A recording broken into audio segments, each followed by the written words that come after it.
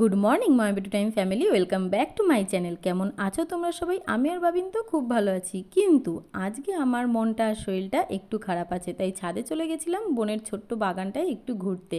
নিচে এসে একদম কড়া করে দুধ চা বানিয়ে নিয়েছি, আর বানিয়েই দেখো বিস্কুট দিয়ে খেয়েও নিয়েছি চাটা। চা খাওয়ার পর মা আজকে ঠাকুরকে ভোগ দিয়েছিল। ভোগের প্রসাদ খেয়ে সবাই একসাথে আড্ডা দিতে দিতে আজকে সকালের টিফিনটাও একদম করে নিয়েছি। দুপুরবেলায় খাওয়া দাওয়ার পর বর সবার জন্য এনেছিল রাবড়ি কুলফি, আর এই যে আমরা সবাই মিলে নিয়ে বসেও পড়েছি। বিকেলে দিদি ডিউটি দিয়ে আসার পর এই দিকে দুই ভাইয়ের সাথে খেলছে, আর আরেক দিকে চলছে মুড়ি মাখা। কাল বাড়ি যাওয়ার পালা, তাই দিদির কাছে আবদার করেই বসলাম যে একটু আজকে বাড়িতেই মোগলাই বানিয়ে খাওয়া। সেই আবদার পূরণ করতেই দিদি চলে এসেছে রান্নাঘরে মোগলাই বানাতে, আর এই মোগলাই দিয়েই আজকের ডিনারটা আমরা সবাই মিলে করে ফেললাম। আজকের মিনি ব্লগটা এইটুকুনি। দেখা হচ্ছে তোমাদের সাথে আমার নেক্সট মিনি ব্লগে। টাটা।